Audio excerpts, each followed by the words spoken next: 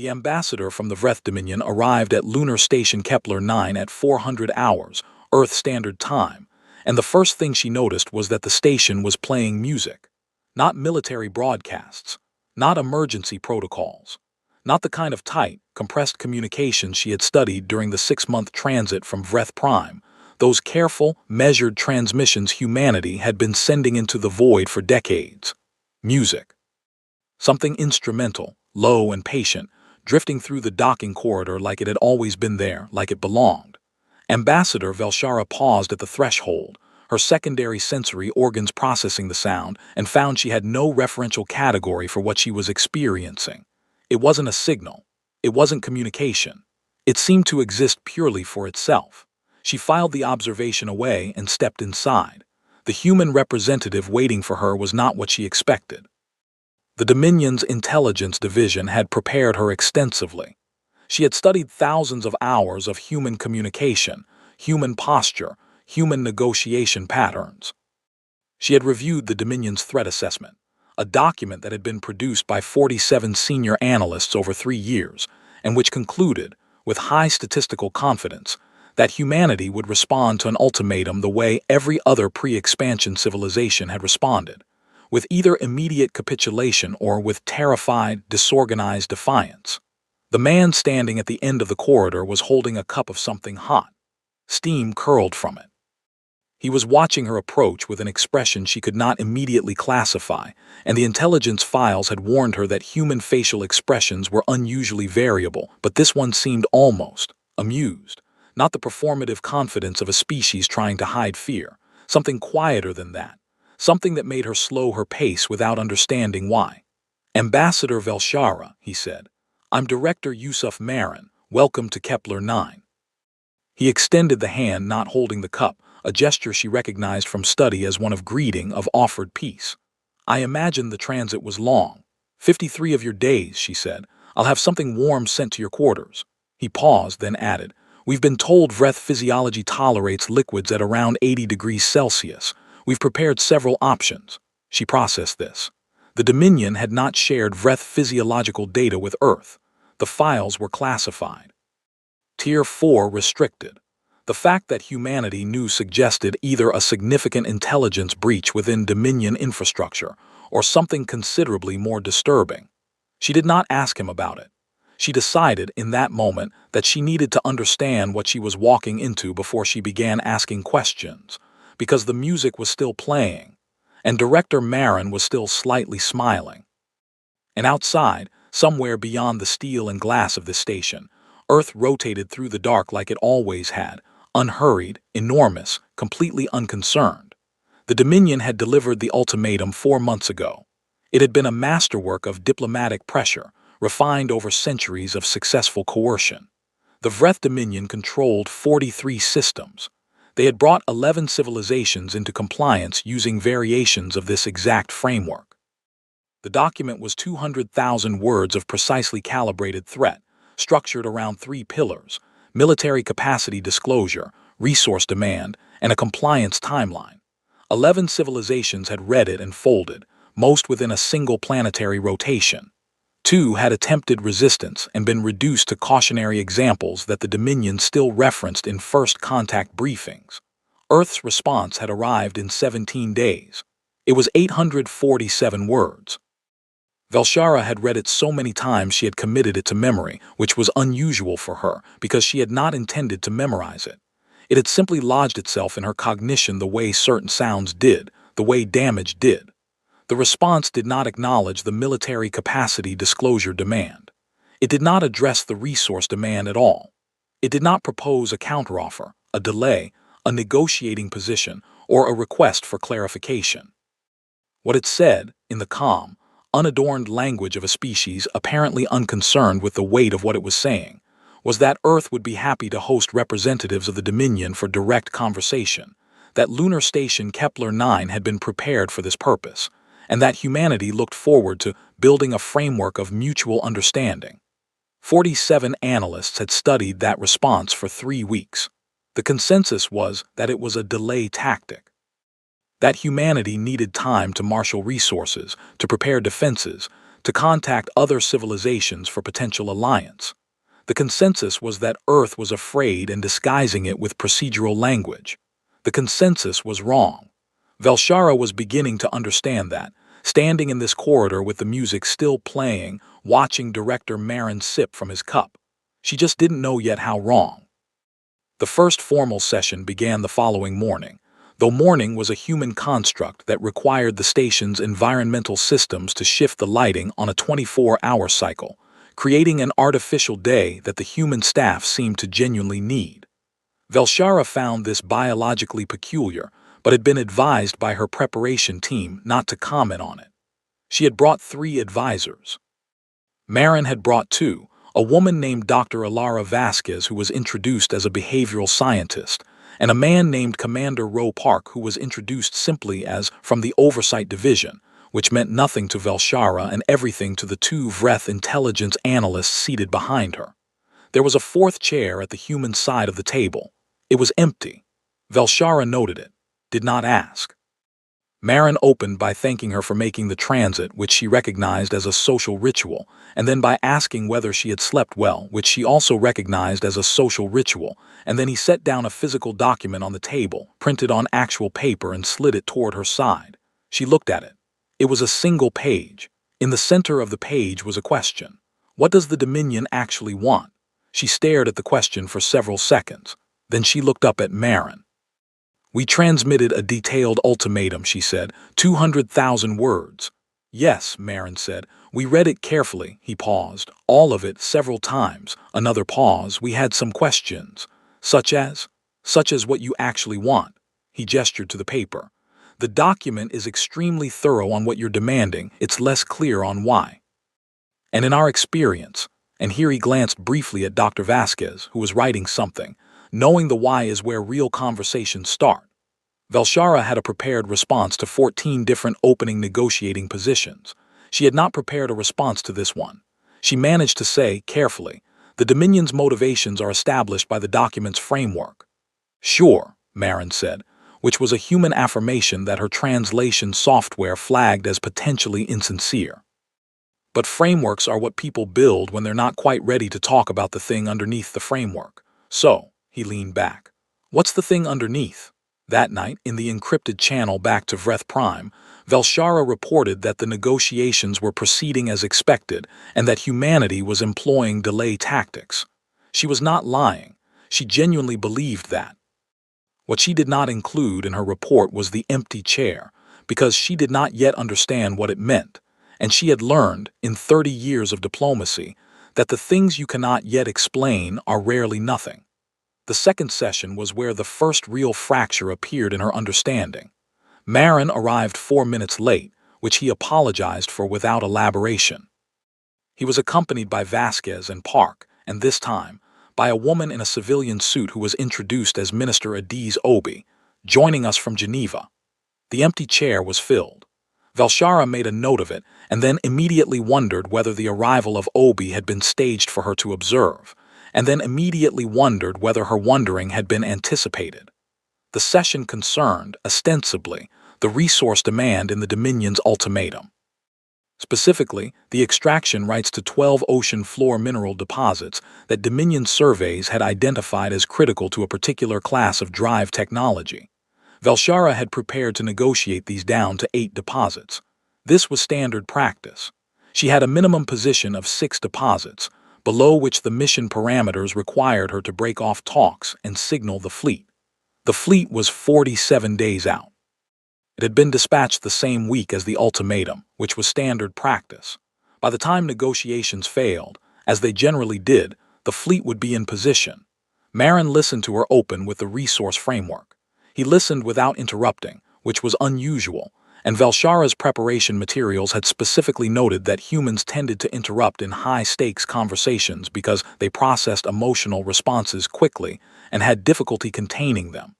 Marin contained his. He let her finish. Then he asked Dr. Vasquez to share something.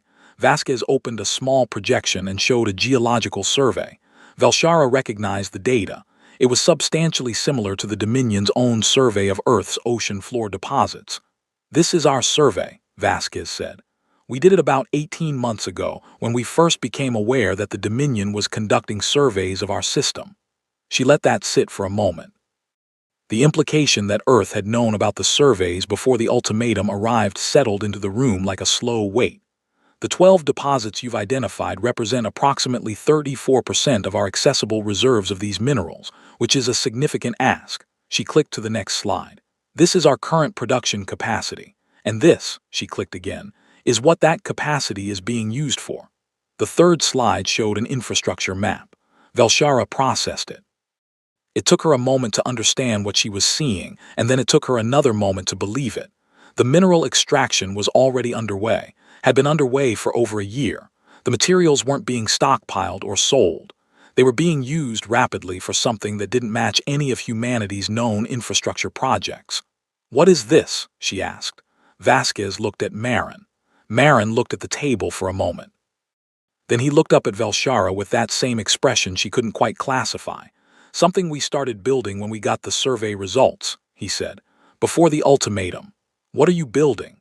"That," Marin said, "is probably the more interesting conversation."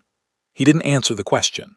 The session ended 20 minutes later on a discussion of procedural timelines that Velshara could tell were meaningless to everyone in the room.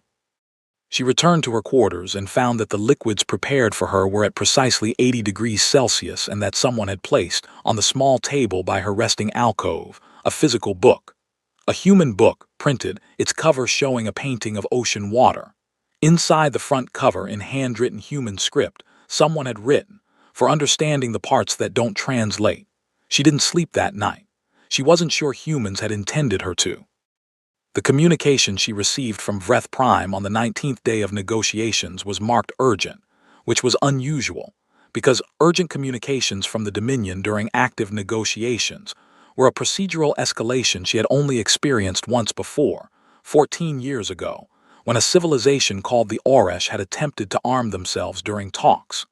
The Oresh were now a Dominion protectorate. They had 17 remaining cities.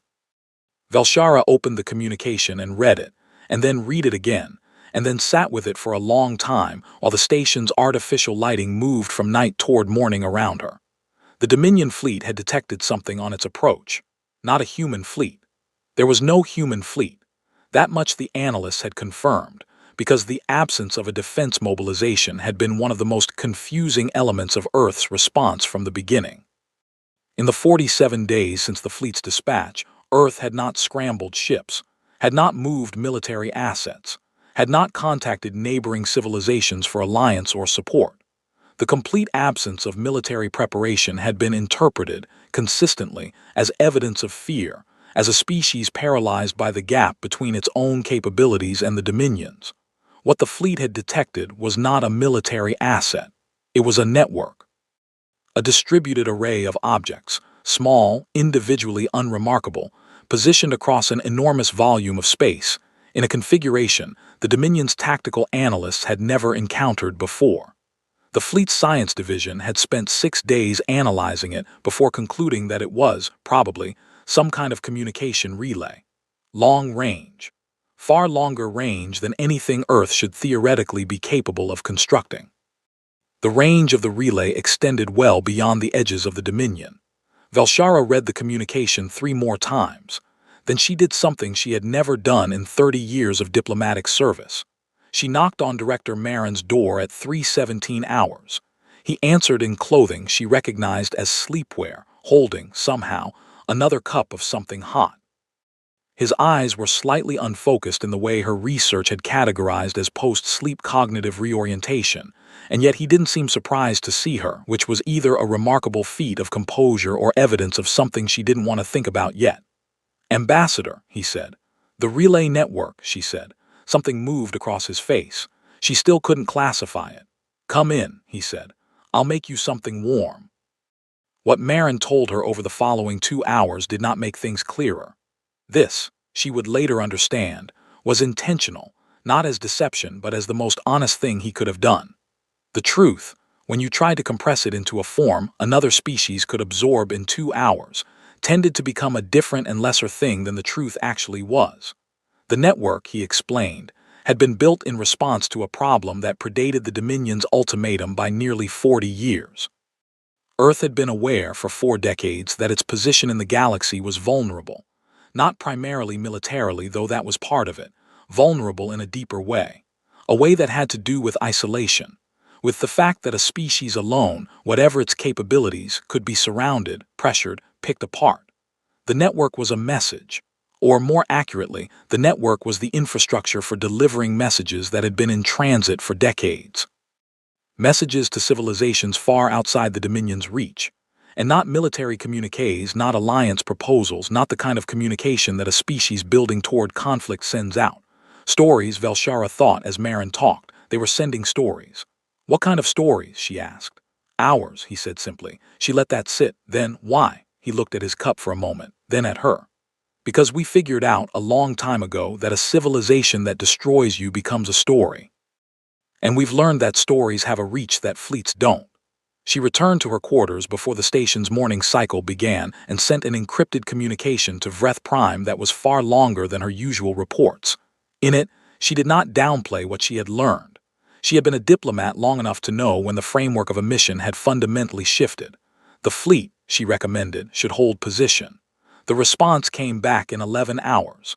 The fleet would hold for 30 days. After 30 days, regardless of negotiating progress, it would advance. 29 days, Velshara thought. She had 29 days to understand something that she suspected had taken humanity 40 years to build. The conversation that broke something open in her happened not in a formal session, but in a corridor between sessions, when she encountered Dr. Vasquez walking from one end of the station to the other with a stack of physical files under one arm, and an expression of concentrated thought that dissolved into ordinary friendliness when she noticed Velshara. "Ambassador," Vasquez said, "do you have a moment?" They walked together.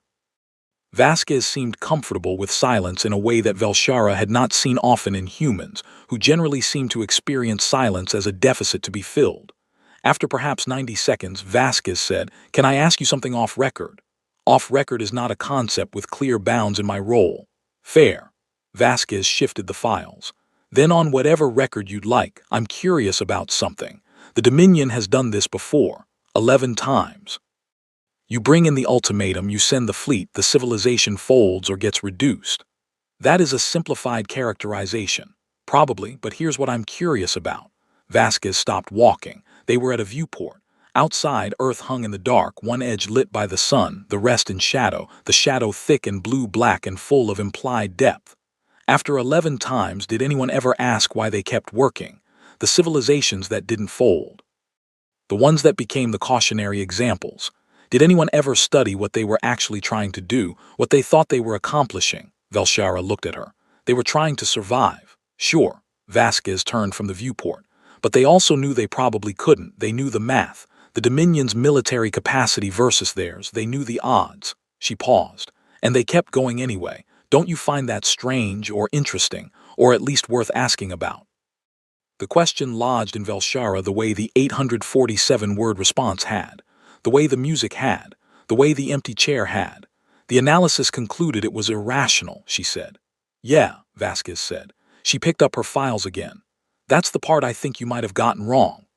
On the 21st day, the revelation arrived that Velshara would, for the rest of her career, identify as the moment the mission became something other than what it had been.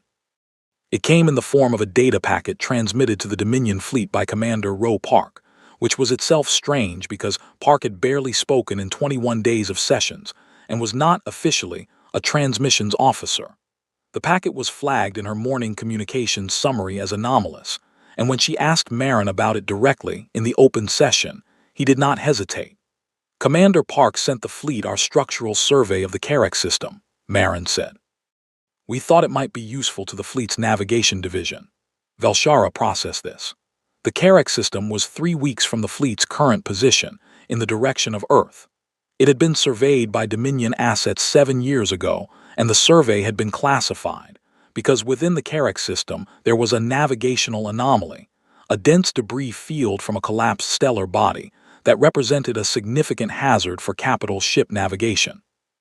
The Dominion's classified charts routed the fleet around it, adding 11 days to any approach vector toward Earth. The human survey was more detailed than the Dominion's.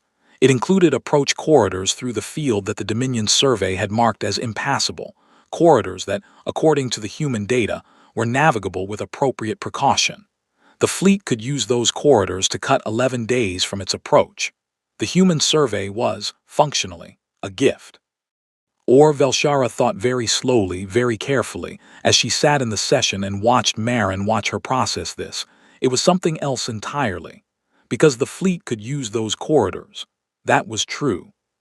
But the human survey had been transmitted to the fleet's navigation division, which meant it had gone through standard channels, which meant it would be reviewed, which meant the fleet's science division would analyze it, which meant they would discover something that Velshara was now rapidly concluding humanity had discovered before they transmitted it. The corridors were navigable. They were also the most comprehensively surveyed corridors humanity had ever mapped in that system, surveyed in detail, including the locations of every significant object in the debris field, including the resonance frequencies of the debris field's densest clusters, including, she was now certain, information that a sufficiently motivated species that had been thinking about this problem for considerably longer than the Dominion could use in ways that a fleet moving through a debris field, trusting a foreign survey, would have absolutely no warning about. She looked at Marin. He looked back. "How thoughtful," she said very carefully. "We try," he said. Later, alone, she spent 3 hours reanalyzing everything she thought she had understood about the past 21 days and found that nearly all of it needed to be reframed.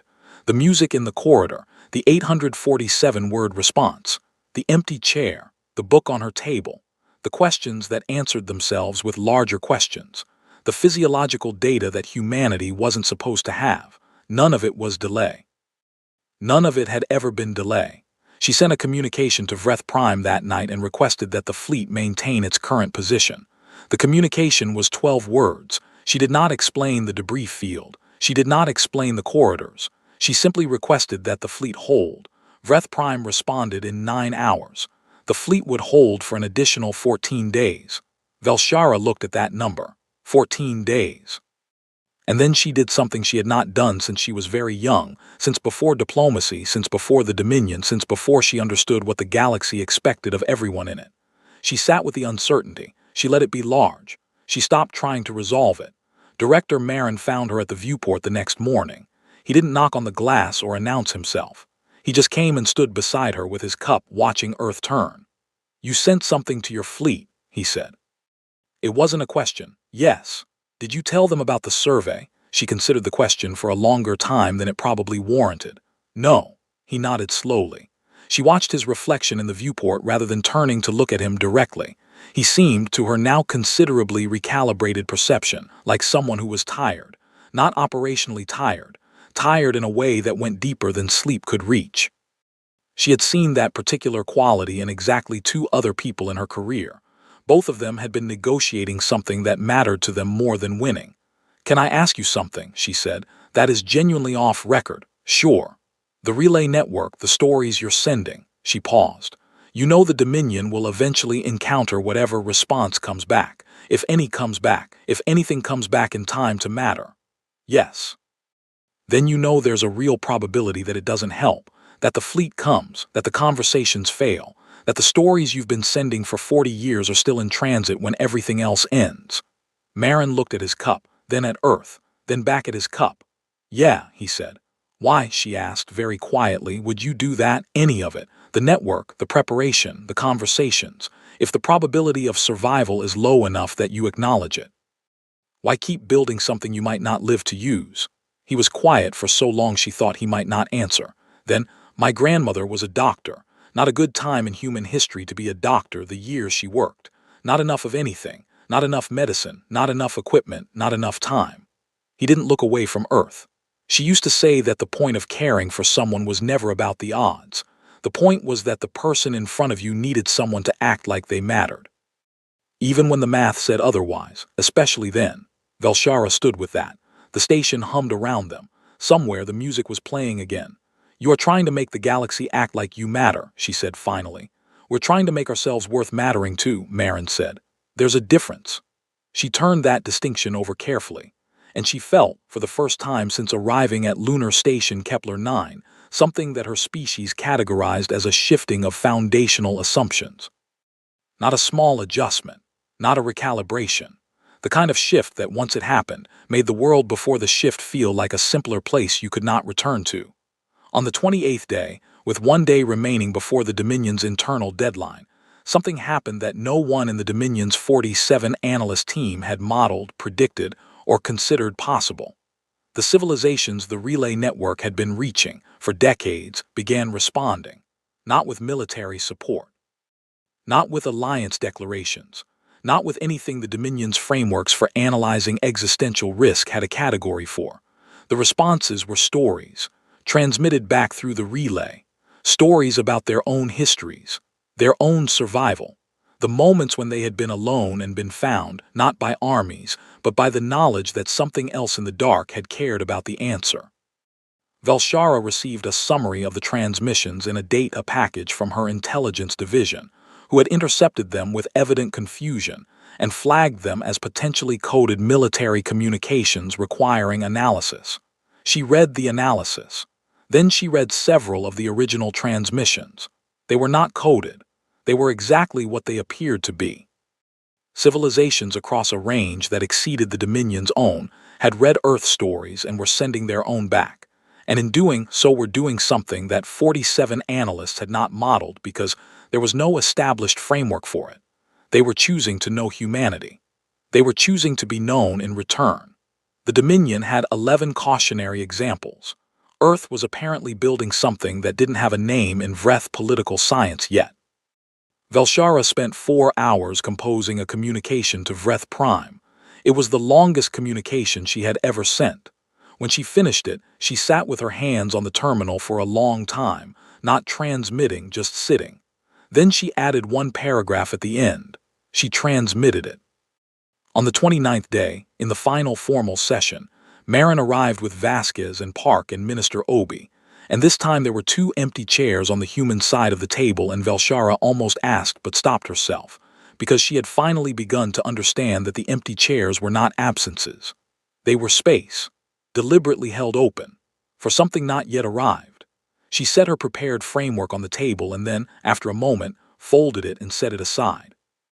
Marin watched her do this with the expression she could now finally classify.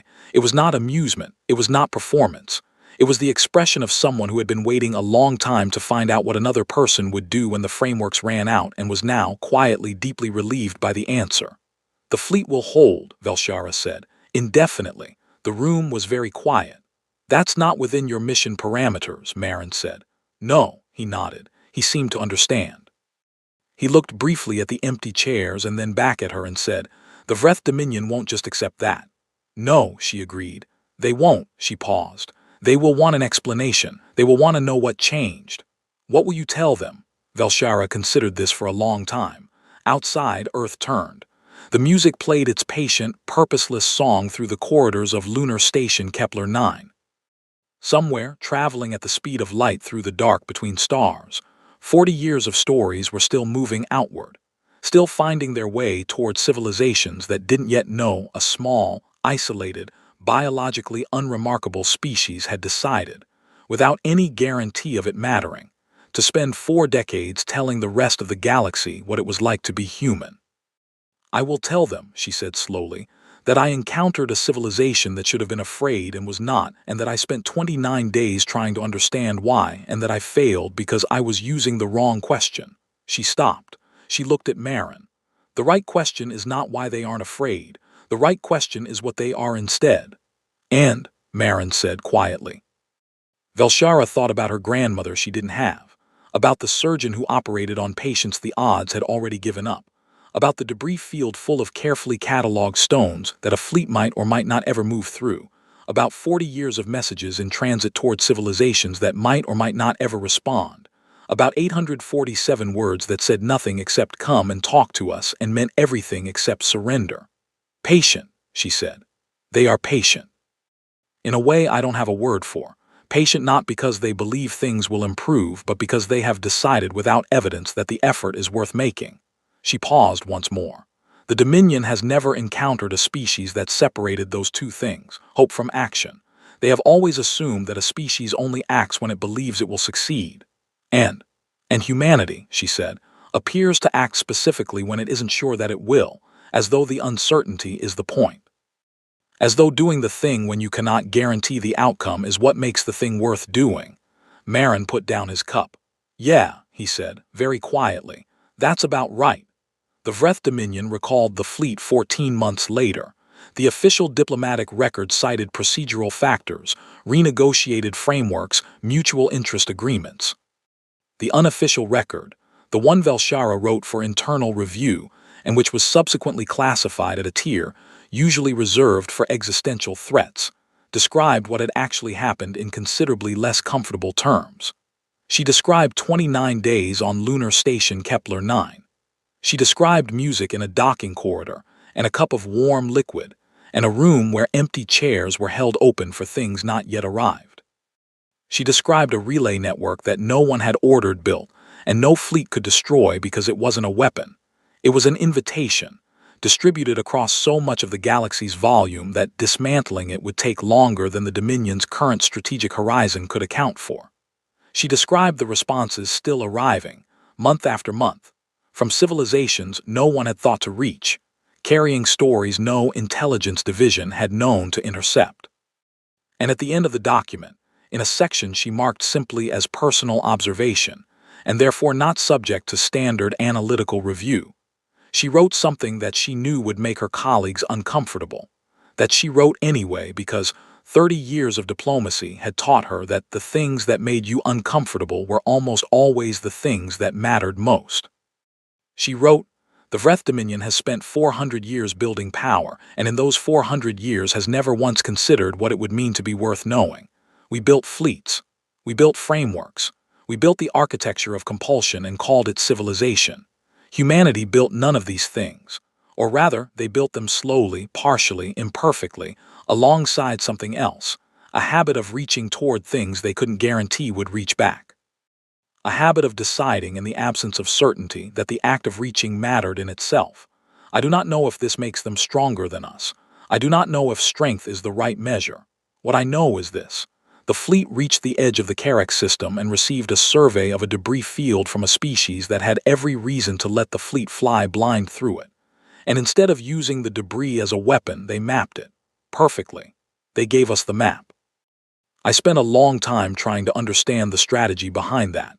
I kept asking myself what they were trying to accomplish. I think now that I was asking the wrong question. I think they weren't trying to accomplish anything. I think they simply decided that if there was going to be a conversation, it should start with honesty, even if honesty was dangerous, even if the fleet might use the map to come faster, even if none of it worked in the end. They gave us the map because they had decided, without guarantee, that we were worth telling the truth to. In 400 years, no civilization has ever done that for the Dominion. I am not sure we knew, before this, what we had been missing. I am not sure we know now. But I find that I cannot stop thinking about it, about a species that should have been afraid and was not because they had already done the harder thing, the thing you do before the fear arrives, before the ships appear on the edge of your sky, before anyone asks you to be brave. They had already decided what they were, and they had decided it would cost what it cost. And they built their relay anyway and sent their stories anyway and held their empty chairs anyway and played their music in corridors where no one was listening and waited and waited, and the galaxy slowly began to listen back.